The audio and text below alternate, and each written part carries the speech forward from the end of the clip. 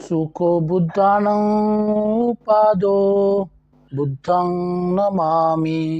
सुखसद्धम्म देशना धम्मं नमामि।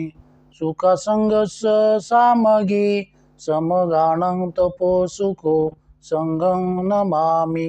नमो तस्स भगवतो अरहतो सम्मा सम्बुद्धस्स। नमो तस्स भगवतो अरहतो सम्मा सम्बुद्धस्स। नमो तस्स भगवतो अरहतो सम्मा सम्बुद्धस्स। नमो बुद्धाय। जय भीम। अशुभाणुं पश्चिमविरतं इन्द्रियसु सुसंवतं भोजनमिच मत्तुयं सद्धं अर्धवीर्यं तं वेन पसति मारो वातो शैलं व पब्बतं। जो काम भोग के जीवन में रत नहीं है, जिसकी इंद्रियों उसके काबू में है, जिसे भोजन की उचित मात्रा का ज्ञान है, जो श्रद्धावान तथा उद्योगी है, उसे मार वैसे ही नहीं हिला सकता जैसे वायु हिमालय पर्वत को। आज हम भगवान बुद्ध और उनका धम्म इस ग्रंथ का खंड 3, उसमें धम्म तभी सद्धम्म कहला सकता है जब वह तमाम सामाजिक भेदभावों को मिटा दे।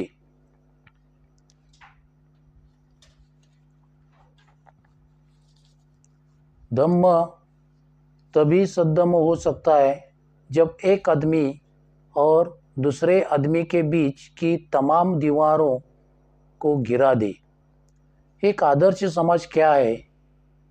ब्राह्मणों के अनुसार वेदों ने आदर्श समाज की परिभाषा की है, और क्योंकि वेद स्वयं प्रमाण है और उसमें कभी कोई गलती हो ही नहीं सकती, इसलिए आदमी का आदर्श समाज वही है जो वेदों में वर्णित है। वेदों में जिस आदर्श समाज का विधान किया गया है वह चातुर्वर्ण्य कहलाता है। वेदों के अनुसार इस प्रकार के समाज में 3 बातें अवश्य होनी चाहिए। इसमें 4 वर्ग होने चाहिए: ब्राह्मण, क्षत्रिय, वैश्य तथा शूद्र। इन वर्गों का आपसी संबंध क्रमिक असमानता के सिद्धांत पर आश्रित होना चाहिए। दूसरे शब्दों में ये तमाम वर्ग एक दूसरे के समान नहीं हो सकते, उन्हें एक दूसरे के ऊपर नीचे होना चाहिए। सामाजिक दर्जे के बारे में, अधिकारों के बारे में तथा सुविधाओं के बारे में सबसे ऊपर ब्राह्मण, उनके नीचे क्षत्रिय, किंतु वैश्यों से ऊपर उनके भी नीचे वैश्य, किंतु शूद्रों से ऊपर सबसे नीचे शूद्र। सबसे नीचे शूद्र।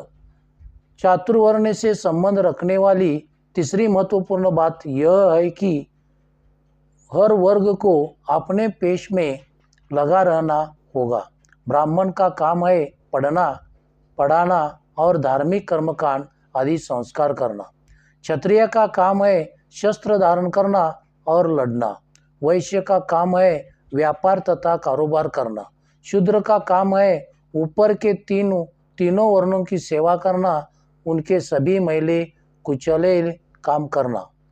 कोई एक वर्ग दूसरे वर्गों का पेशा नहीं कर सकता, वह उसके पेशा की सीमा में पैर नहीं रख सकता। इस आदर्श समाज के सिद्धांत को ब्राह्मण ने ऊंचा दर्जा दिया और लोगों में इसका प्रचार किया, इसको स्थापित किया। यह स्पष्ट है कि इस चातुर्वर्ण के सिद्धांत की आत्मा ही है असमानता। यह सामाजिक असमानता किसी सामाजिक खेत का अनायास उगी हुई उपज नहीं है। असमानता ब्राह्मणवाद का शास्त्र सम्मत सिद्धांत है।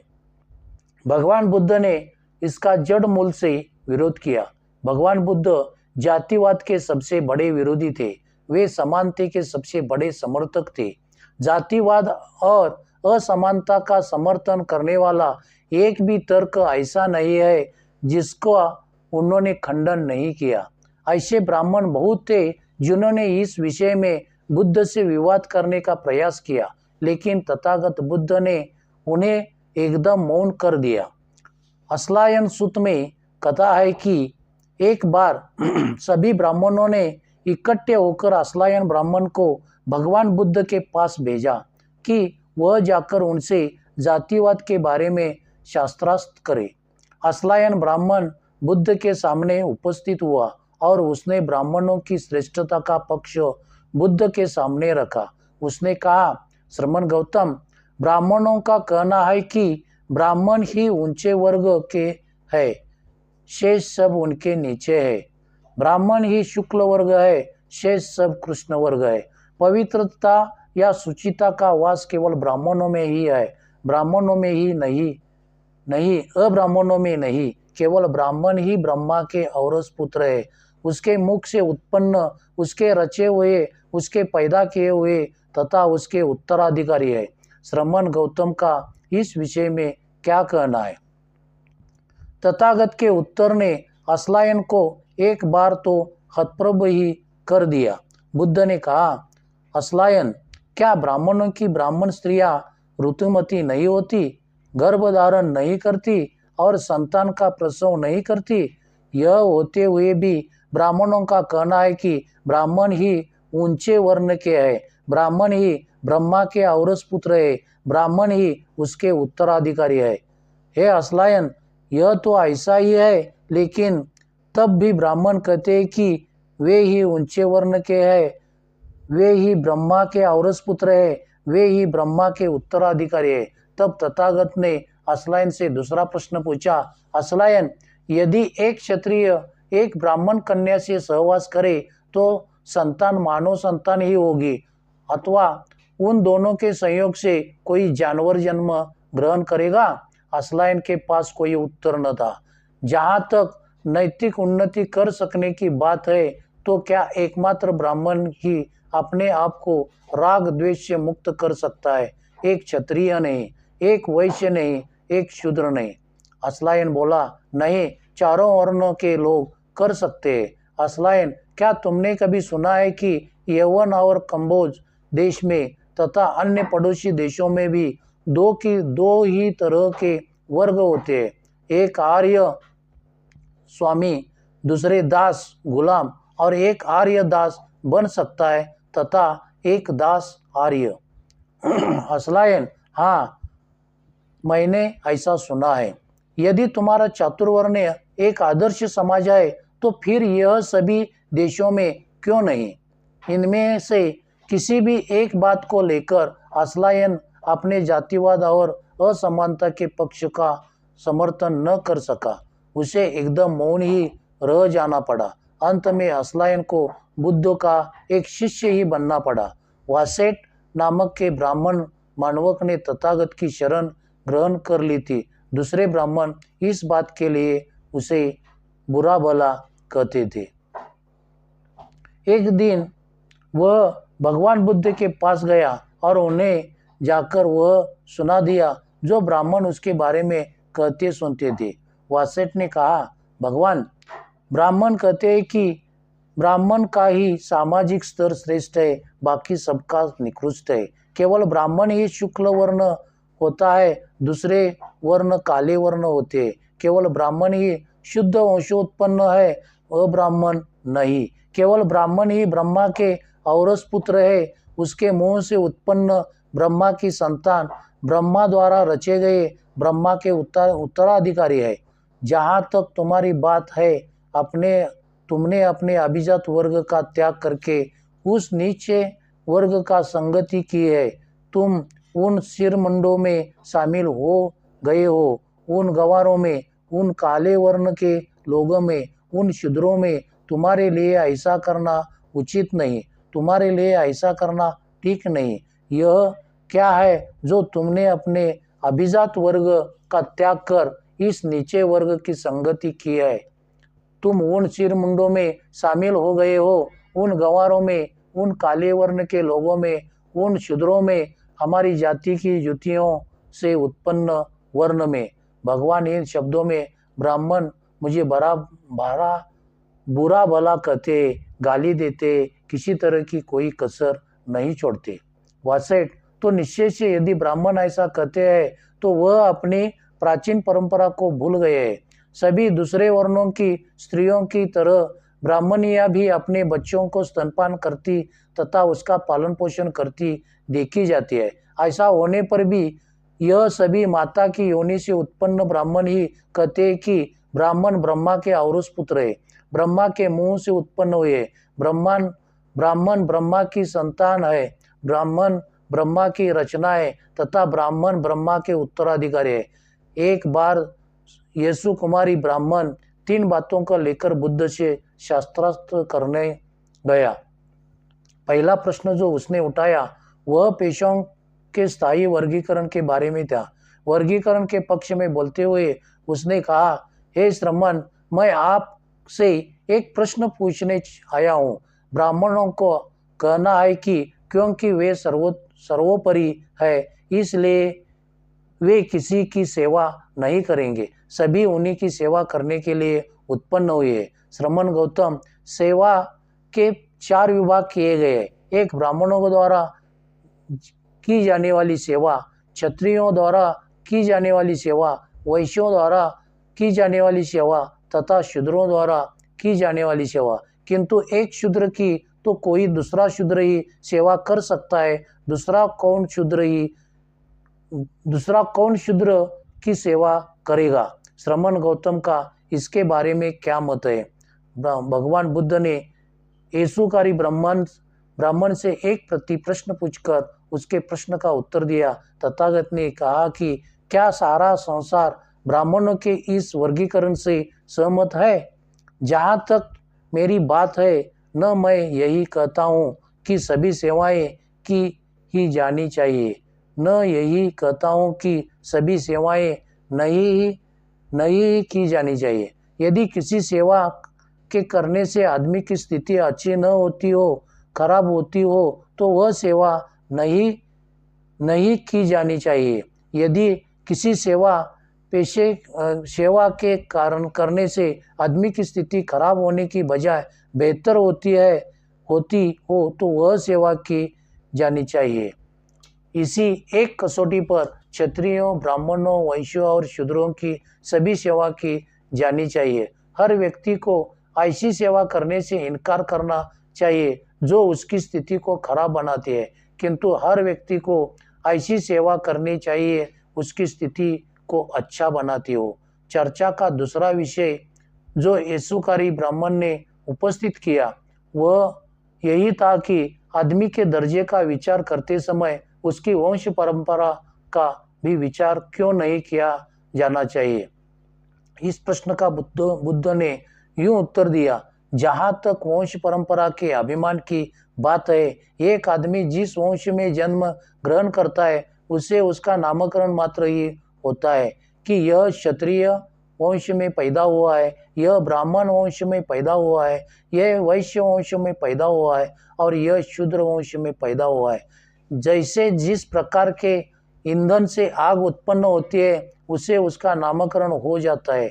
यह लकड़ी की आग है, यह चैली की आग है, यह लकड़ी की गांठ की आग है, यह गोबर की आग है। इसी प्रकार आदमी के लिए सद्धम्म ही उसका वास्तविक धन है। जन्म से तो आदमी की चारों वर्णों में से किसी न किसी एक वर्ण में गिनती मात्र होती है। न वंश परंपरा से, न अच्छी शक्ल होने से और न धन होने से कोई आदमी अच्छा या बुरा होता है।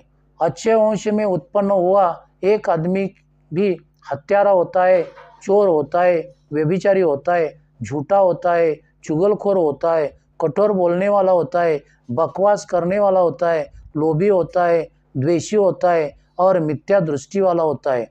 इसीलिए मैं कहता हूँ कि अच्छे वंश में उत्पन्न होने से ही कोई आदमी अच्छा नहीं होता और अच्छे वंश में उत्पन्न होने पर भी एक आदमी इन सभी दोषों से युक्त होता है। इसलिए मैं यह भी नहीं कहता हूँ कि अच्छे वंश में उत्पन्न होने से ही कोई आदमी अच्छा नहीं होता।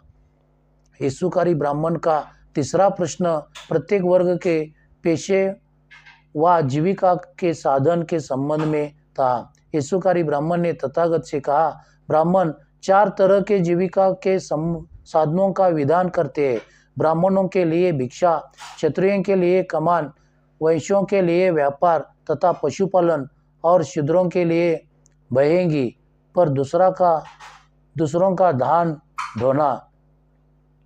यदि इनमें से कोई अपना पेशा छोड़कर किसी दूसरे का पेशा करता है तो उसके लिए अच्छा नहीं।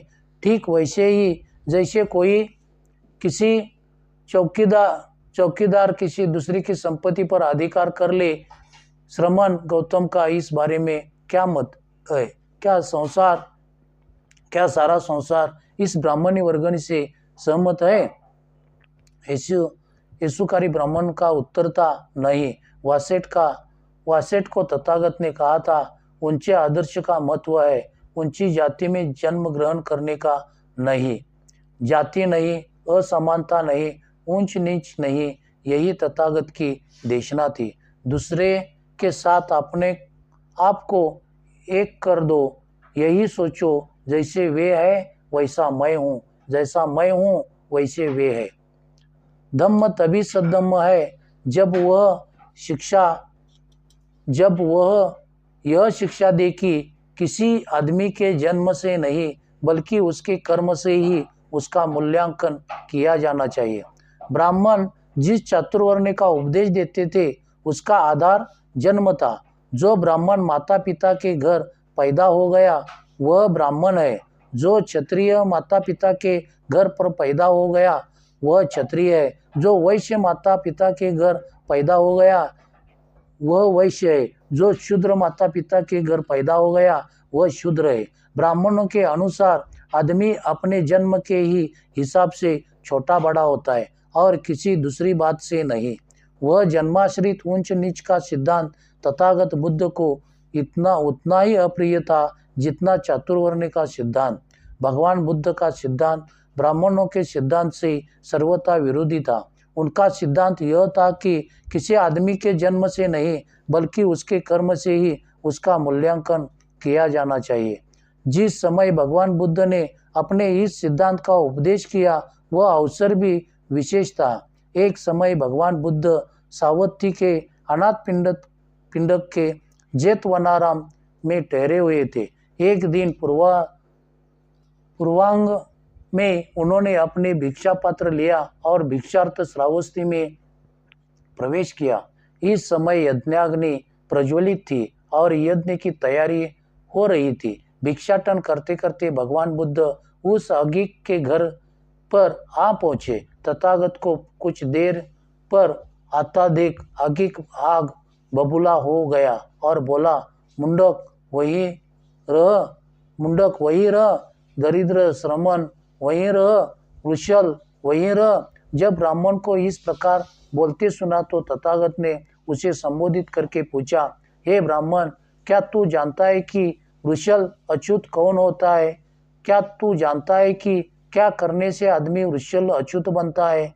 नहीं श्रमण गौतम, मैं नहीं जानता कि वृषल कौन होता है अथवा क्या करने से आदमी वृषल अच्युत होता है।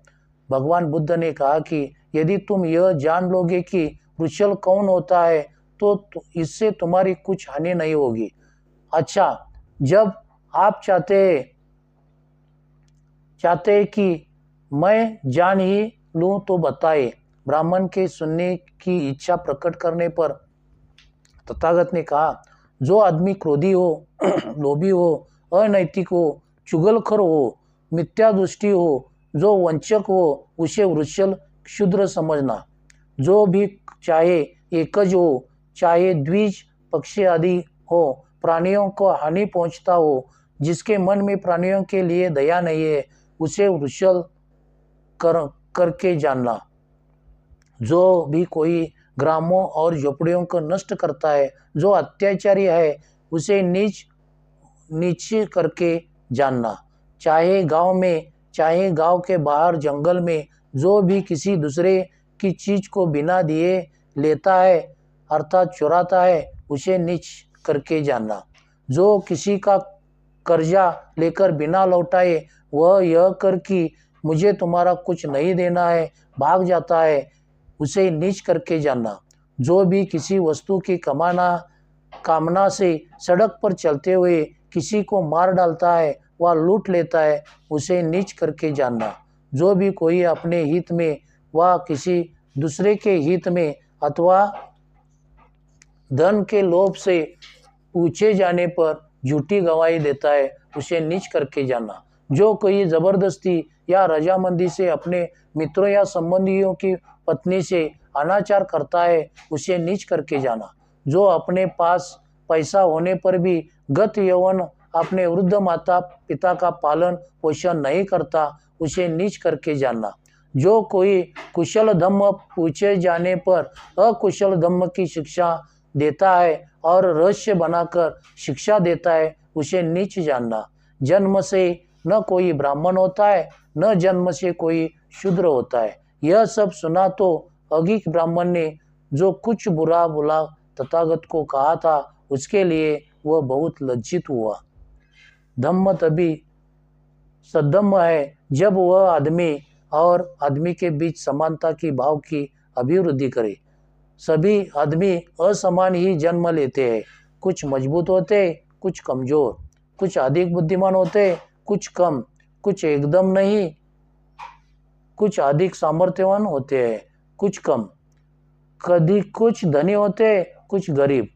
सभी को जीवन संघर्ष में प्रवेश करना पड़ता है। इस जीवन संघर्ष में यदि असमानता का स्वाभाविक स्थिति स्वीकार कर लिया जाए तो जो कमजोर है उसका तो कहीं ठिकाना ही नहीं रहेगा। क्या वह असमानता का ब्राह्मणी नियम को नियम बनना चाहिए? कुछ कहते हैं हाँ, उनका तर्क है कि जो जीवन संघर्ष में टिकने के अधिक योग्य होगा वह टिका रहेगा। प्रश्न यह है कि जो आदमी जीवन संघर्ष में टिक रहने के लिए योग्यतम है, क्या समाज के दृष्टिकोण से भी वही आदमी श्रेष्ठतम है? कोई भी इसका निश्चयात्मक उत्तर नहीं दे सकता।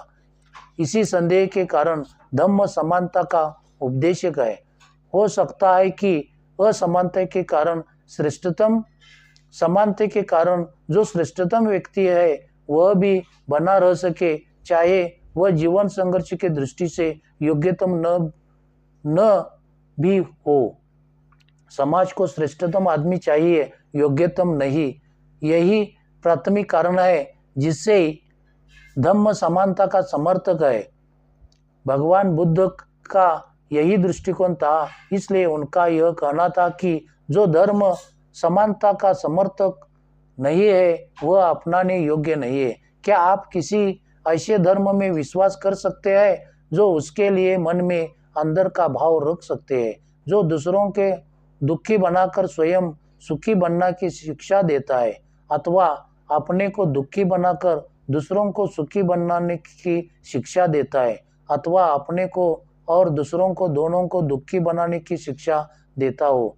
क्या वह धर्म अधिक श्रेष्ठतर नहीं है जो अपने सुख के साथ साथ दूसरों के सुख में भी वृद्धि करता है और किसी प्रकार के अत्याचार को सहन नहीं करता? जो ब्राह्मण असमानता के विरोधी थे, भगवान बुद्ध ने उनसे कई बड़े खास प्रश्न पूछे। भगवान बुद्ध का धम्म आदि की अपने पुण्य पूरक प्रवृत्ति में से उत्पन्न होने वाला अत्यंत न्याय संगत धम्म है।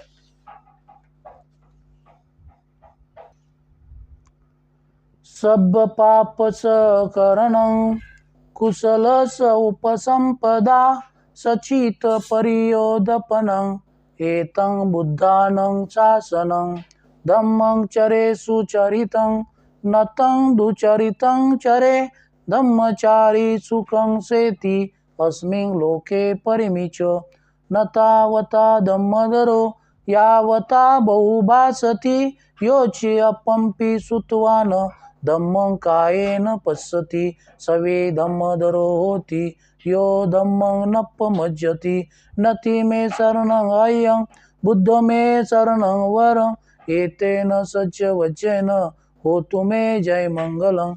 नति मे शरणं अय्यं धम्मो मे शरणं वरं एतेन सज्ज वज्रेन होतु मे जय मंगलम।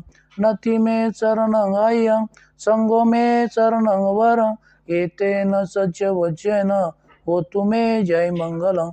नमो बुद्धाय नमो धम्माय नमो संघाय साधु साधु साधु। नमो बुद्धाय। जय Bhim. Discovery of Buddha in India आवडल्यास लाईक, शेअर अँड सबस्क्राईब करा.